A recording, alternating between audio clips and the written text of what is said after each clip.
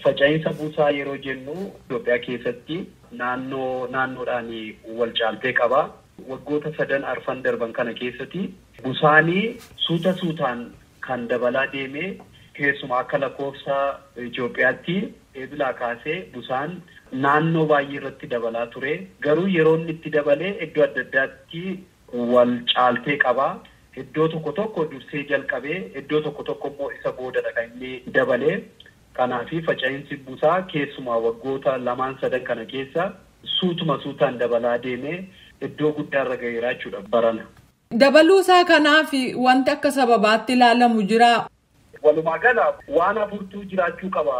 Tatamsa'inni busaa akka inni jiraatuu fi tokkoffaa nama bookeedhaan ciniinamee dhukkuba sana daddabarsuu danda'u. Bookee busaa nam tokko nama biraatti dabarsitu baay'inaanii naannoo tokko jiraachuu qabdi. Dhukkuba sana kan fidan immoo pilaazmoodiyem warra jennu dhiiga diimaa keenya warra fayyadamanii naannoo bishaan ciisuu danda'u iddoo bookeen itti wal hortu iddoo isheen itti hanqaaquu ishee buuftu haala mijataa qilleensaa ho'ina dilallina waan akkasii kun erga guutamanii booda warra arfan maqaa dhoofne kana keessaa tokko garmalee yeroo baay'atu yeroo inni wal madaa'ee jiraataa ture tuni sadarkaa xiqqaa irratti inni daddarbaa ture tuni kan inni dabaluu danda'u ho'iinsi dabaluudhaan haalli busaa daddabarsuudhaaf mijataa ta'e bookeen wal hortee nama baay'eetii dhukkuba dabarsuu dandeessu kan inni jiraachuu danda'a. Malli ittiin ofirraa ittisnus yoo dadhabaa deeme. Hongeen biyyattii akka mudate beekamaadha. Inni kun busaan hammaachuusaa fi sababaa ta'uu danda'a? Eeyyee namni salphaadhaan akka inni dhukkuba kamiifiyyuu saaxilamu kan taasisu tokkoffaa hanqinni nyaataa yoo jiraate bifa biraatiin immoo waggaa baay'eedhaaf namni busaa kanarraa addaan ba'ee yoo ture akka haaraatti yeroo qabamu qaamni isaa busaa kanaa fi humna ittiin ofirraa ittisuu danda'u sana dhagna isaa keessaa waan dhabuu fi daa'immanis namni ga'eessis waluma qixxee dhukkuba kanaaf saaxilama.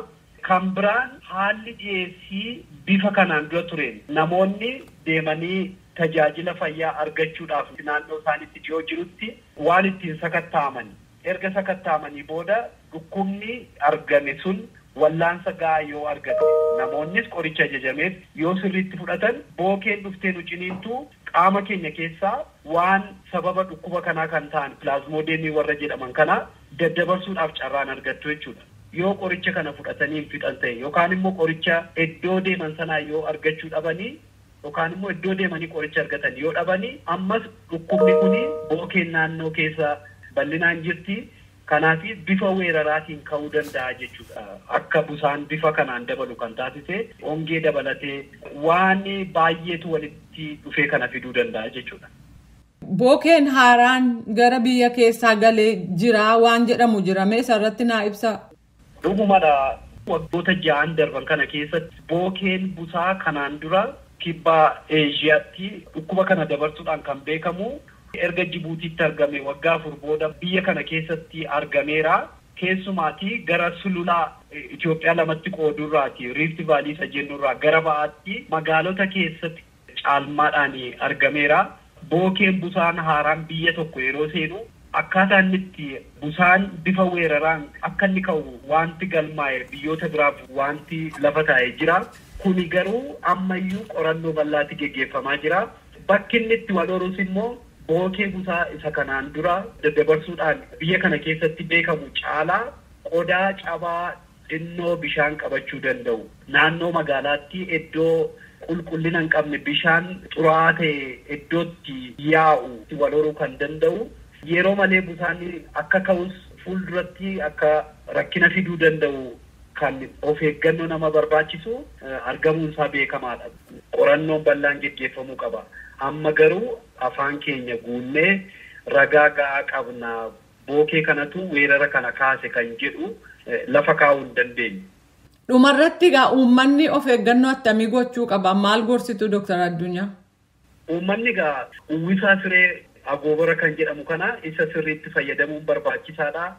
Naannoo biifaan keemikaalaa mana isaaniitti ta'e immoo isas immoo kunuunsuu mallattoo dhukkuba busaa kan ta'an dhanna gubaan jira, dhanna caccabsuun jira, mataa bowwuu waan adda addaatu jiru. Warra busaa wajjin wal fakkaatan kamiyyuu yeroo mallattoon irratti mul'atu naannoo isaaniitti deemanii dhiiga isaanii sakattaamanii qoricha barbaachisaa ta'e isaaniif ajajamu yeroodhaaf fudhachuun barbaachisaadha. Daa'immaniif harmooliin warri garaatti baatan immoo namoonni bakka tokko bakka biraa hojii humnaatiif ta'uu danda'a, hojii ogummaatiif ta'uu danda'a. Warri socho'anii bakki ani deemu busaa qabaayee yeroo ga'anii deebi'an immoo dhuguma dhukkuba kanaan qabameera moo hin qabamne kan jedhu kuni ilaaluun barbaachisaadha. Kana hundumtuu irratti yaaduu qaba. Kanadha yaannani kennuu barbaadu. Dooktar Addunyaa Wayyeessaa deebinaa laattaniif maqaa raadiyoo sagalee Ameerikaan hedduu galatoomaa. Ulfaadhaa galatoomaa.